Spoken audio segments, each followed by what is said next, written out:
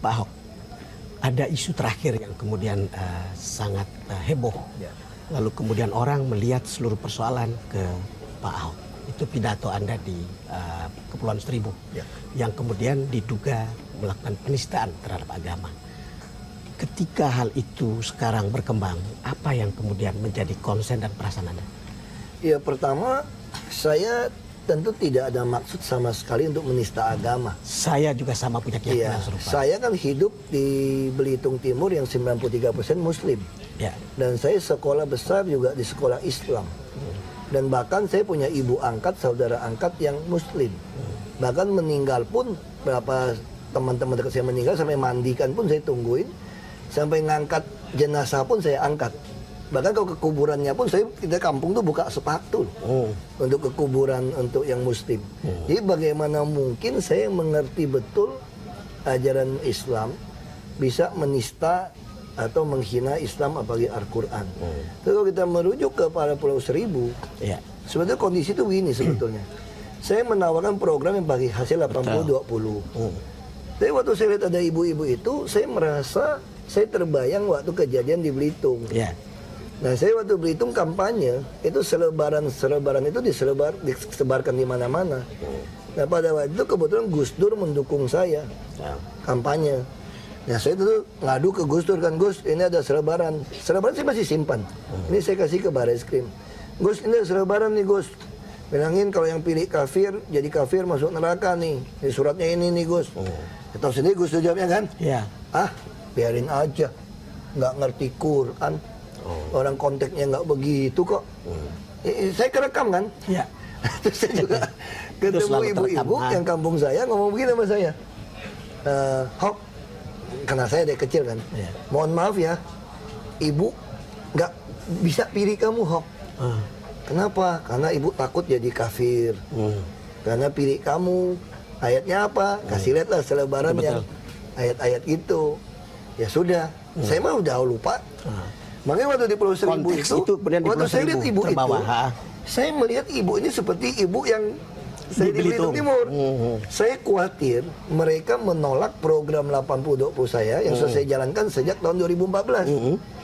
Itu gara-gara wajib milih saya. Makanya saya dengan lapang hati, saya sampaikan lah. Seandainya saya tidak jadi gubernur lagi pun, program ini akan jalan terus sampai Oktober 2017. Ibu nggak mau pilih saya pun, ini program juga jalan. Betul. Itu semua orang tahu. Saya jadi teringat omongan Gus Dur juga, kan. Terus saya bilang, nah kalau sampai ibu dibodohi dengan memakai ayat ini, ya ibu nggak usah pilih saya. Saya nggak marah loh. Saya betul-betul saya ingin mereka itu gaya Anda sebetulnya. Saya sebetulnya ingin sekali, kalau lihat di videonya dengan jelas, saya ingin sekali, kasarnya gini lah ya, saya rela kamu nggak pilih saya deh, asal program yang bagus ini Anda ambil. Itu niatnya. Dan waktu itu terbukti apa tuh nggak? Kan banyak TV, orang dia rekam kok, dia catat semua kok.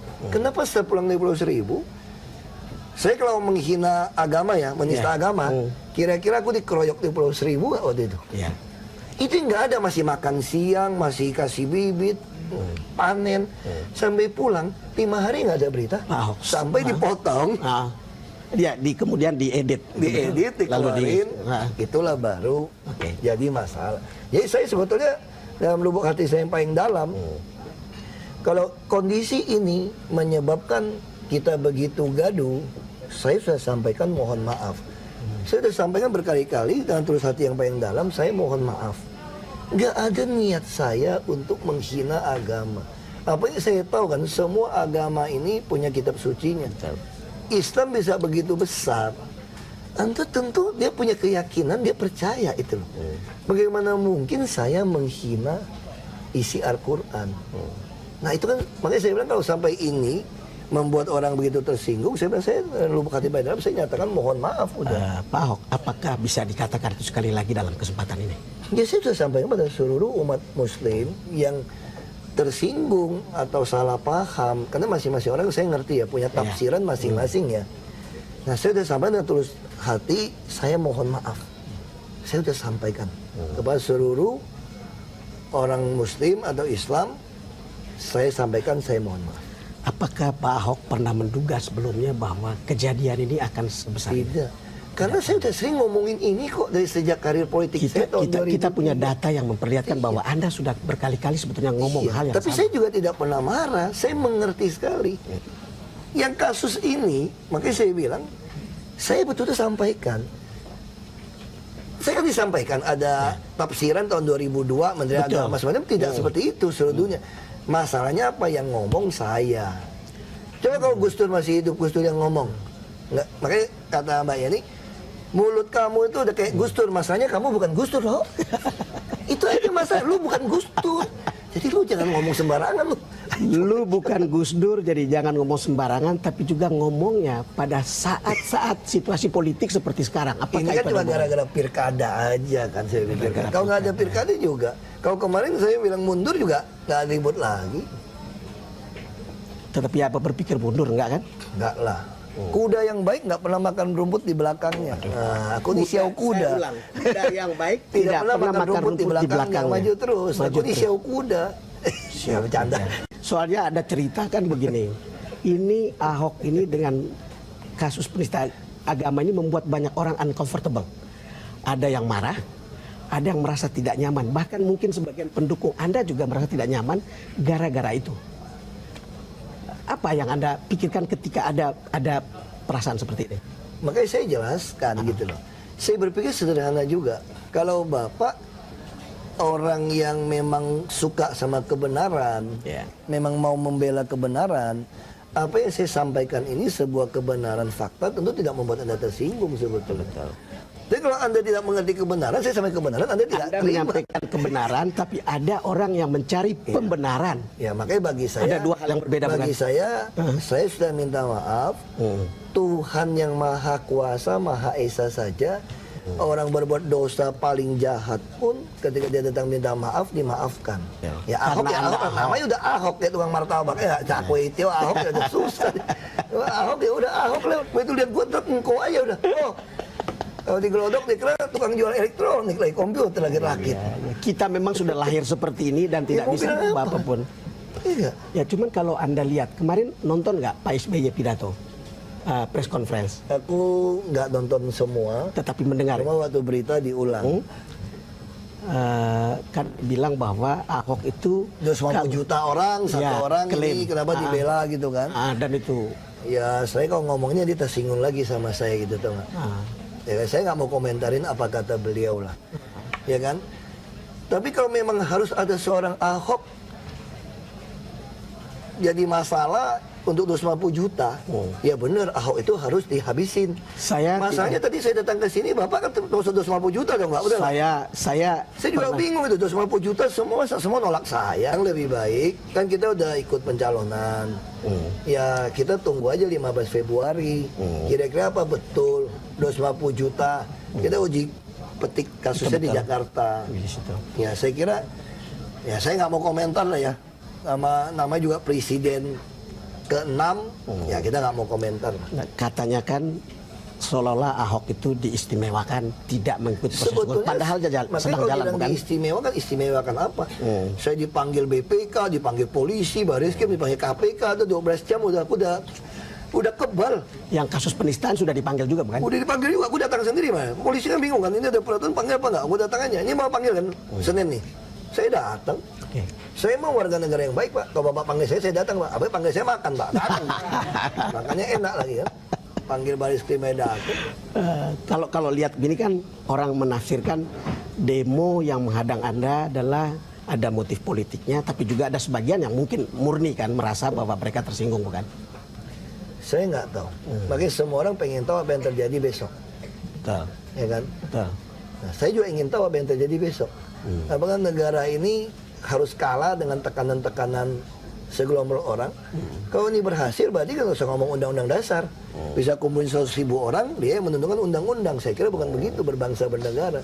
Kita udah putuskan 250 juta itu diwakili oleh 560 anggota DPR RI dan satu presiden. Kita membuat undang-undang atau merevisi undang-undang. Kita juga punya kepolisian, kita punya Mahkamah Konstitusi, kita udah menerima dasar negara Pancasila. Tapi kalau dengan 100.000 orang harus memaksa orang di penjara, dihukum segala macam, saya kira ini bisa jadi presiden buruk. Ya. Yang punya duit bisa bayar 100.000 orang tiap kali turun. Ada yang bilang bahwa Gitu kan jadi lucu negara ini gitu loh. ada yang bilang Ahok itu sasaran antara, tapi kemudian ke Presiden Jokowi. Nah, kalau itu tanya sama presiden ya. Sama Presiden. Lalu dengan kasus-kasus seperti ini sekarang ini, apakah Anda merasa tetap nyaman dan aman lakukan pekerjaan? Dan Aku sih tugas? nyaman aja ya. Hah? Nyaman aja. Aku lebih sehat sekarang, cuma lebih hitam karena jemur. Lebih hitam memang tidak seperti ketika kita ketemu Ini di balai gara-gara kota. suruh pawai 3 jam aja tuh. Lupa bawa sunblock lagi. Ya, angus. Jadi tidak ada peningkatan keamanan atau Anda minta pengamanan lebih? Polisi yang kasih semua. Soalnya kan ada spanduk yang mengancam membunuh Anda, bukan? Udah banyak ancaman sih. Mereka juga ada ancaman video, bunuh Ahok kasih 1 miliar segala macam ya. Saya kira itu bagian dari polisi lah ya. Oh. Nah, terus saya juga berpikir nasib orang juga di tangan Tuhan. Saya pasrah berserah saja. Ya. Kalau Tuhan udah tentukan kita harus mati muda, takut juga tetap mati loh. Ya. Kecuali kalau kita takut tidak mati, ya saya mau takut. Tapi kalau udah takut pasti mati, ya mau apa lagi? Ya kan? Makanya kita bilang sama istri, sama anak kita lah. Ya kan? Kalau saya mati, dapat asuransi, lu jangan dibodohin laki-laki lain. Lu bilang. Saya ingat Hati-hati loh gue bilang loh. Saya Ini ingat laki-laki bisa Pak Ahok bodohin waktu, lu. waktu kita bicara di balai kota bilang mati adalah keuntungan. Ya. Itu memang, kita kalau bicara jujur ya. Coba lihat. Bapak pernah tahu nggak mukanya John F. Kennedy tuanya kayak apa? Tahu. Bruce Lee nggak tahu. Marilyn Monroe nggak Ya, tahu. Itu untungnya orang mati muda tuh. Yang enggak tuh. Masih lihat gaganya. Amat tahunnya Tidak perlu segitu foto. tuh. Wow. Nah kenapa mati keuntungan? Kalau kita bicara manusia tuh manusia kadang-kadang kita lucu juga. Ya. Hidup ini untuk apa? Kenapa orang beribadah?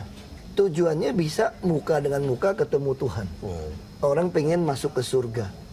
Itu ketika Tuhan memutuskan waktumu selesai, capek-capek di dunia selesai. Kamu kembali ke surga dia lebih Selesai. nyaman. Kok kita nggak mau? Bilang dunia belum selesai. Secara manusiawi terlalu mudah Anda memikirkan kematian. Saya berpikir sederhana juga gitu. Kita takut mati pun, kalau memang ditentukan mati, Betul. teman saya ya, udah tua dia, 70-an. Dia pernah naik pesawat 2 kali jatuh kagak mati. Gitu kan. Serius nih. Yang kedua kali itu waktu merpati ATP jatuh di Belitung. Dia udah pingsan, pesawat terbelah 2. Udah kebakar pesawat nih. Orang pada lari, nginjak perut dia. Dia kebangun, dia lari.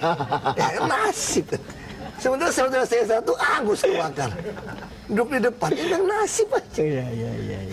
Pak Ahok kita break dulu. Kita akan segera kembali.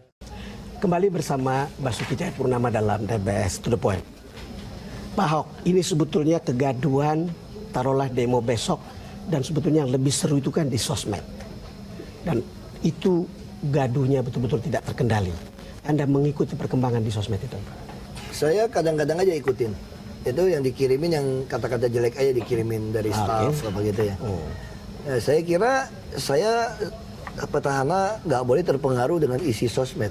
Saya harus fokus dengan pekerjaan program yang sudah saya kerjakan. Itu jauh lebih berarti. Nah seandainya memang di dalam dunia baru sekarang mengatakan sosmed itu bisa menjungkir balikan seseorang. Iya. Bisa mendiskreditkan orang, membunuh karakter orang. Betul. Dengan sosmed. Nah seandainya itu terjadi pun, kalau saya sampai kalah pun saya berpikir, minimal orang akan lebih lihat sosmed kan akan lewat. Itu betul. Orang lebih Orang lihat fakta Betul. pekerjaan di lapangan, program yang saya tinggalkan. Makanya daripada saya habisin waktu untuk untuk menangkis sosmed, masyarakat nggak nerima keuntungan kan. Iya. Lebih baik saya jaga tidur lebih cepat, nggak usah terlalu banyak lihat gituan. Saya yang penting fokus kerja, yang penting sehat, makan lebih baik. Soalnya sekarang banyak orang berdebar-debar.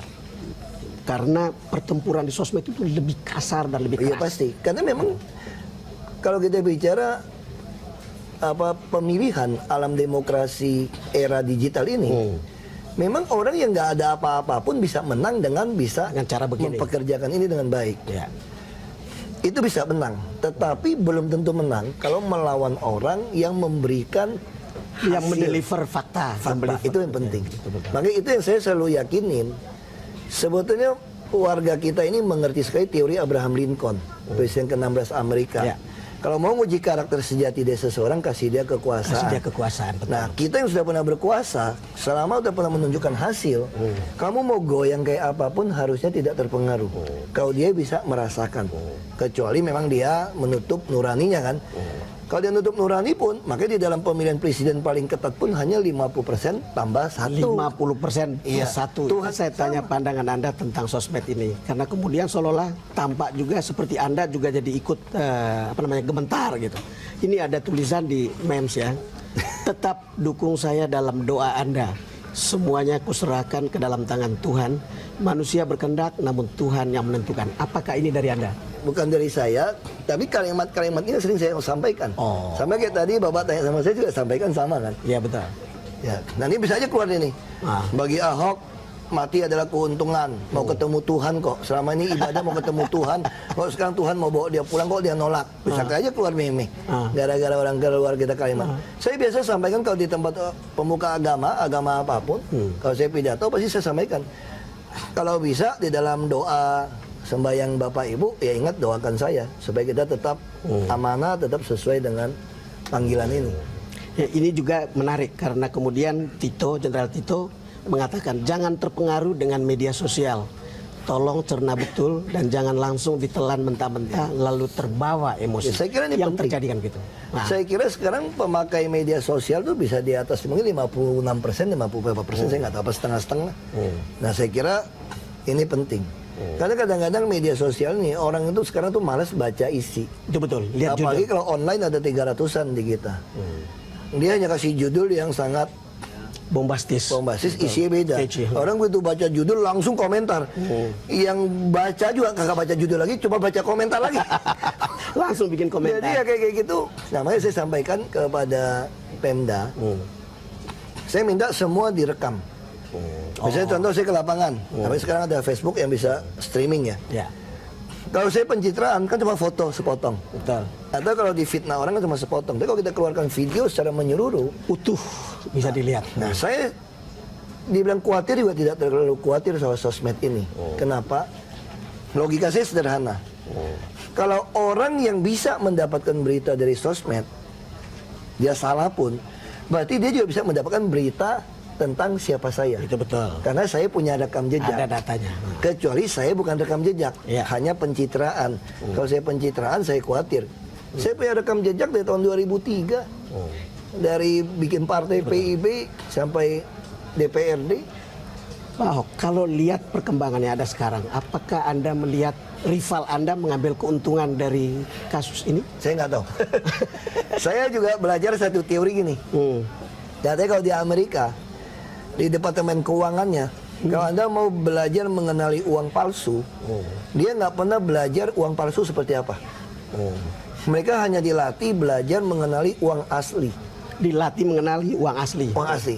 Jadi apapun uang yang keluar, begitu tidak mirip dengan yang asli, ada yang tidak mirip sepotong aja, itu langsung palsu. Nah ini teori ini saya Jadi pakai. pegang yang asli saja. Jadi Nggak bagi ada- saya, rival saya mau ngomong apapun, mau tahu, saya nggak mau pusing. Saya hanya pusingkan program saya harus terrealisasi. Fokus. Bagaimana masyarakat tahu yang kamu nikmatin hari ini karena saya yang lakukan.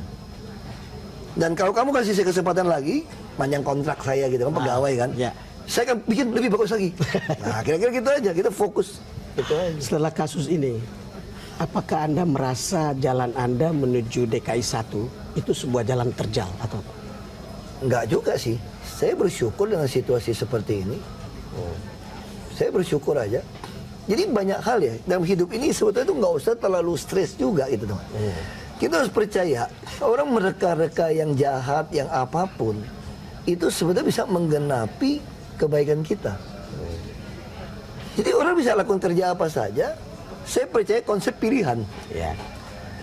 Ya kan kayak orang bilang takdir apa. Betul. Jadi orang bisa lakukan apa saja, justru itu sebetulnya tanpa dia sadar. Itu melengkapi tujuan. Tuhan turut bekerja dalam segala sesuatu mendatangkan kebaikan pada orang yang dia pilih. Jadi bagi saya, orang boleh lakukan apa saja. Kalau saya yang ditentukan oleh Tuhan untuk memperbaiki Jakarta 5 tahun lagi, Itu tidak akan supaya kemana-mana. Jakarta sejajar dengan kota dunia, manusianya IPM-nya setingkat dunia. Ya. Kita tinggal 1,01 udah sejajar dunia loh Pak. Kita udah 78,99 indeks pembangunan manusia. Syarat minimal tuh dunia tuh 80, tinggal 1,01. Nah kalau saya bisa lampaui 85, wah saya pikir siapapun nggak bisa tahan saya. Kalau memang saya ditakdirkan untuk jadi legenda gubernur yang mampu membawa orang Jakarta. Sekarang orang Jakarta bisa hidup 78 tahun. Nanti mungkin saya akan dikenang gara-gara Ahok nih IPM orang Jakarta bisa hidup sampai 85 tahun rata-rata. Nah itu kamu nggak bisa tahan saya. Oke, Pak Ahok, kalau sampai sejauh ini berarti Anda masih optimis untuk melewati ini? Untuk Optimis nggak optimis, saya bilang sama istri saya begini, sederhana. Saya kan percaya teori pemilihan. Konsep pilihan. Betul. Itu yang saya anut.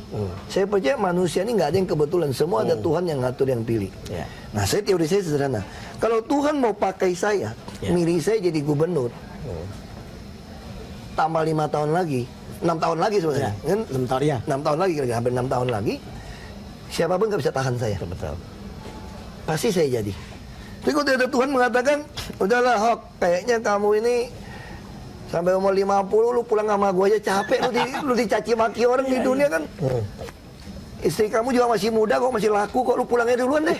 Ada duit deh. Pulang saya, Pak. Makanya saya bilang sama istri saya nih, kalau Tuhan nggak pakai saya nih, lewat saya nih. Aku cuma pesan satu ya, lu jangan kremasi gue ya. Lu kirim pulang Belitung kuburnya. Mungkin karena gue bupati pertama, gue dipasang di Taman Makam Pahlawan tuh. Di bukit tuh, waktu gue bupati siapin. Itu jadi tempat tujuan wisata. Bisa jual kelapa muda, orang kan jual minuman situ. Orang pengen tahu kan, kubur Ahok di mana? Rumah Ahok di mana ya? Orang datang. Saya bilang, wih saya marah dia ngomong gitu. Lu ngomong sembarangan lu ya? Seharian dia nggak mau ngomong sama saya. Berarti dia mau ngomong. Saya bilang ini kan siap-siap. Siap-siap. Nah makanya saya sampaikan, saya nggak tahu Tuhan mau mangkai. Ya. Sama ketika waktu saya diajak Pak Jokowi jadi wagub. Ya. Waktu itu Gerindra ngajak saya jadi gubernur. Gubernur ya. Cuma 7 kursi kan. Saya pasti dipecat Golkar. Saya hanya berpikir sederhana. Minimal orang kenal Ahok dicalonin gubernur oleh Gerindra. Sekalipun dipecat Golkar. Nah, terus saya bisa sampaikan pada media, saya punya visi misi apa. Saya berpikir kalau saya nggak jadi ya berhenti di situ. Ya. Nah, waktu saya diajak sama Pak Jokowi, saya Jadi juga wagub. berpikir mungkin saya hanya sampai titik calon wagub terus kalah sama Foke. Ternyata. Ternyata menang 1 putaran. Putaran pertama. Putaran kedua, kayak saya hitung, kayaknya kalah nih. Semua partai keroyok kan. Berarti saya akan dikenang calon wakil gubernur pernah menang putaran Putaran pertama. nggak tahu jadi. Terus saya berpikir lagi sama istri saya. Berarti saya akan dikenang jadi wakil gubernur Jokowi 5 tahun. Syukur-syukur dia baik sama saya 10 tahun jadi wakil gubernur. Nah saya hanya berpikir gitu. Nggak tahunya nggak pernah kepikir jadi presiden. Oh, berarti saya sampai jadi gubernur. Tapi gubernur ripu. Ini karena Ahok anak hoki kan? Anak hoki. Ya anak hoki. Jadi gubernur presiden aku jadi hoki. Nah, aku juga nggak tahu nih. Apakah aku cuma jadi gubernur karena anak hoki berhenti? Atau nanti terbukti di sejarah saya menang 1 putaran. Jadi gubernur DKI ini. Nah, paling tidak tapi nggak kepilih, foto saya sudah ada di balai kota. Walaupun tuh gubernur hoki, karena mewakilkan. Ya namanya masih tulis Basuki Cahayapurnama dalam kurung Ahok anak hoki. Karena gubernurnya hasil ganti. Itu aja sih kan.